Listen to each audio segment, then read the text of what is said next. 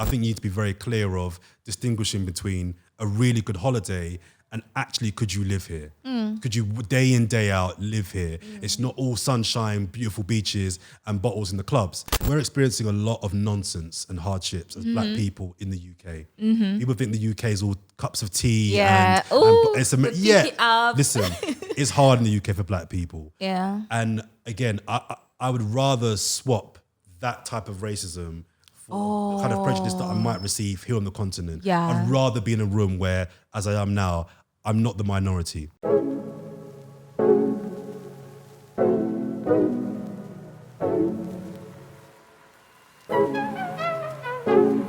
Hi guys, welcome to Kenganda. My name is Janita Maya. Now you do know that here in Kenganda we do have podcasts where we host guests. Now in today's episode we have a guest all the way from London, UK. His name is Jordan. But he's going to introduce himself so that you guys can, we know you're nosy and you want to know all the details. So he is going to give you all his details, okay? Hello, Juanita. Hi. My name is Jordan Jarrett Bryan. Yeah. I'm from the UK, London, and I'm loving it here in Uganda. I'm here for what's the reason for your visit, if you don't mind saying that?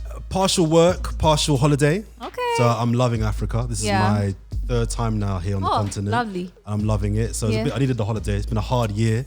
Everybody globally. Yeah. So I came with my friend and we just wanted a bit of a holiday and he recommended Uganda and I'm really enjoying it. It was in Tanzania first. But yeah, I'm loving Uganda. Yeah. Loving it here. That's nice. Coming back. Well, as you should. You guys can party as well. Well, are you getting people? Damn. Let's not get into that.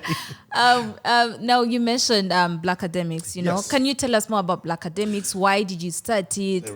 Why the name? Because it's catchy, right? It's a cool name, yeah. So our network is called Blakademik. Okay. One of our shows under the network is a show called It's All Blakademik. Okay. And it just came from, I wanted to do a debate show that discussed things beyond sport and music. Yeah. So in the UK, you only really see black people on television on the mainstream if it's something to do with entertainment or sport.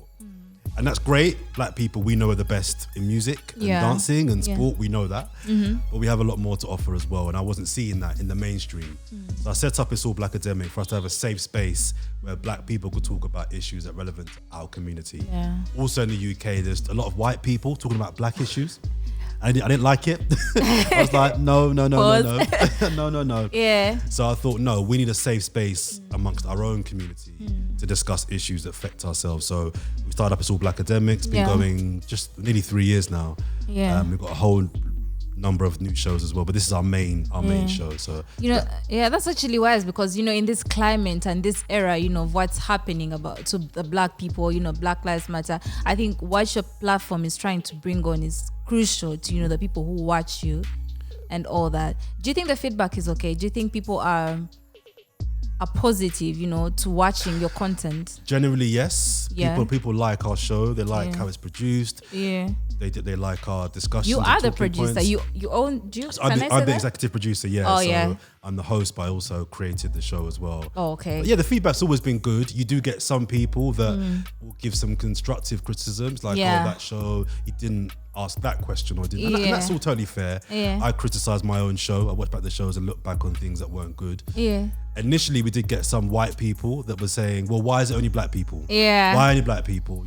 Why can't you have white people on your show? And I'm like, hang on a minute. You guys have had television for 70 years and now there's the internet and there's YouTube and we want to have our own show. And you don't want that. What's going on? So there was a little bit of that initially, but I don't care.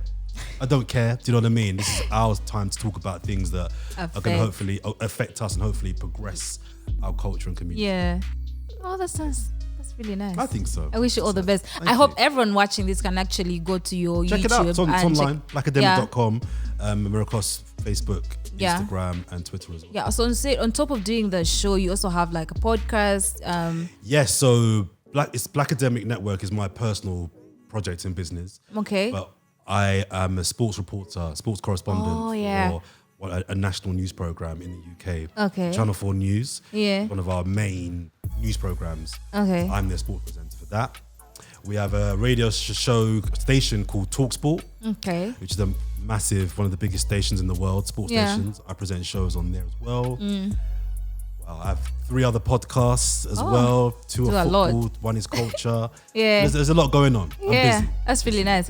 We had one of our editors get excited when he saw you because he saw you on Arsenal Fan TV, right? Yes. Yeah, and he knows who he is, but like, so I think all sports fans out there are in for a treat because I mean it's you. So for those that don't know, AFTV is a fan channel on YouTube. That follows Arsenal Football Club. So I'm an Arsenal fan.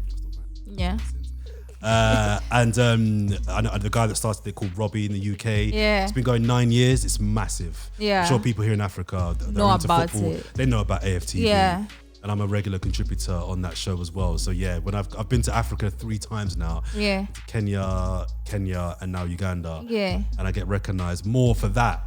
Than your actual work. Than my actual work. People recognise me from that, which is cool. It's good fun. Yeah, I'm actually also an Arsenal fan, but that's you're an Arsenal fan too. That's a story for another day. Okay. Yeah. Now you said you've come to Africa 3 times, yeah? Have you only been to East Africa? No, I went to Nigeria. I went to Nigeria, so I've done Nigeria, Tanzania, Kenya twice, and now Uganda. So I would like to go to Ghana at some point in the next year or 2. I think you'll do that. There's a massive Ghanaian diaspora in the UK and in London. I've got lots of friends from Ghana. They say, you gotta go. So, and Ghanaians, I think, are the opposite of Jamaicans. Ghanaians are quite chilled people. They're quite cool, and Jamaicans are they're more Nigerian. They're much more Nigerian. They're much more Aggie and in your face, and you know what I mean. I get it. Speaking of people in the diaspora, you being to Africa and you also staying in the UK, are there major differences that you've seen between the 2 parties? Yes. Did you mention that? Some of the differences I guess I've noticed between Africans on the continent and Africans in the diaspora. I think there's a mindset difference that I see. I see a lot of Africans in the UK.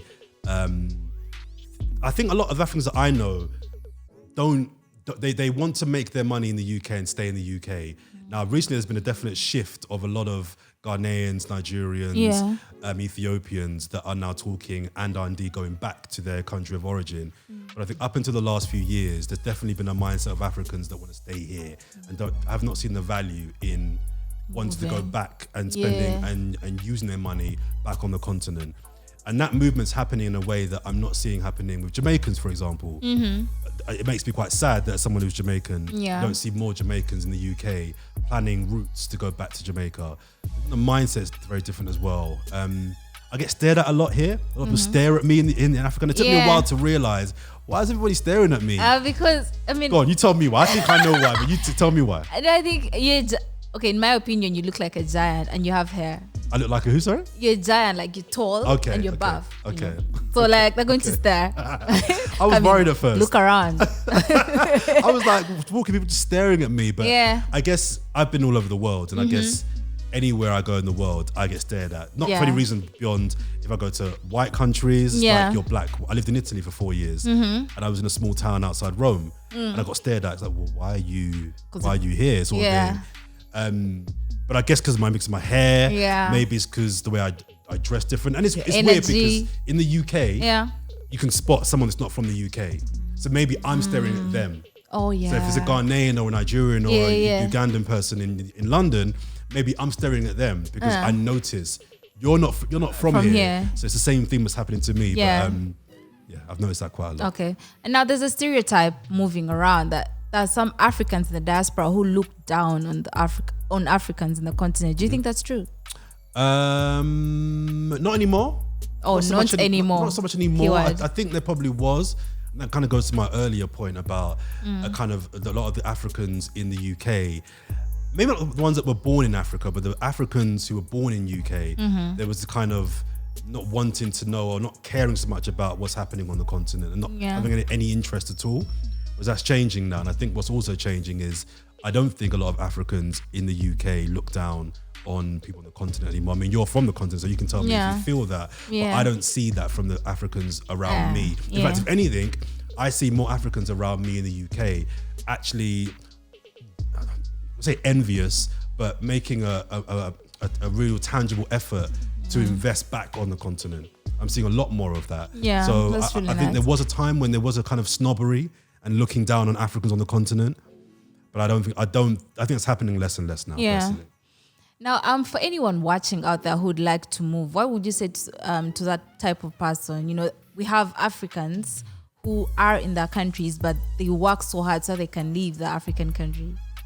Do you understand? Yeah, I do. So I did a show on It's All Blakademik 2 years ago about Africans from the diaspora moving back to the continent. Oh, you want them to move back? Well, it was this discussion. So it was like, what are the pros and what are the cons? Okay. Upsides and the downsides. And I was interested because I was, like I say, noticing a lot of people that were moving or planning to move back to the continent. Yeah. And one of the things that came out in that show was that it's not easy. People think that just because you're coming from the UK, you just arrive back in Nigeria, or you just arrive back on the continent. Yeah, and everything's perfect. Yeah. And what came out of that show, which I learned, was that it's not easy. There's a whole level of simulation and integration that needs to happen. There's an understanding of where you're moving to. Yeah. There's an understanding of the citizens that live in that country, how you'll be received. And again, to counter that, there was also an element of aggression towards people returning. It's almost kind of like, who do you think you are coming back to the continent? Just sort like of that. thing. Yeah, so it's not just a case of, oh yeah, I'm back and love my African roots, let me move back. Everything will be great. There are challenges. So I would say to people that are planning to move to the continent, as I am indeed, I'm planning to move to the continent. Yeah. Do your homework.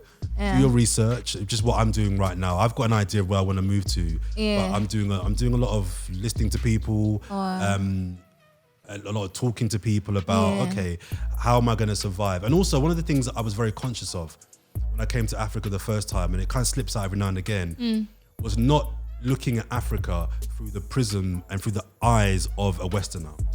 So my friend who's out here with me at the moment, he always kind of makes a point of, when I say something, I'm saying, this is Africa. And it's true. Some of the things that I see it and I comment on it from a perspective of, I'm from London, so we wouldn't do that. Or why are they doing that? And it's like, well, hang on a minute.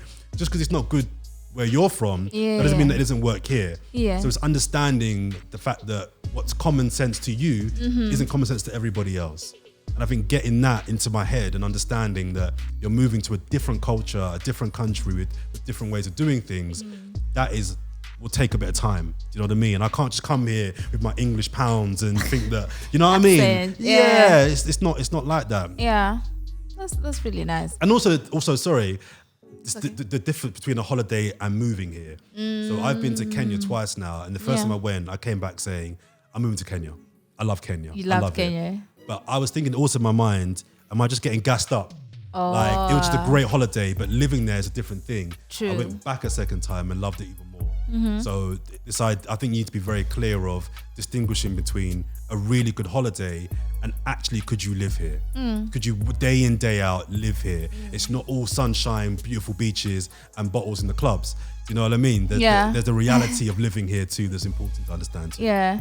Oh, that's really nice. That's insightful. I hope people are actually paying attention to everything that you're saying, because we do have a number of people who actually email us on our channel and they want to move back and they have all these questions and they forget we're not experts on that subject, you know? Like he said, you actually have to do your research and, you know. And just just finally on that as well, I think it's also important to understand that there's no utopia.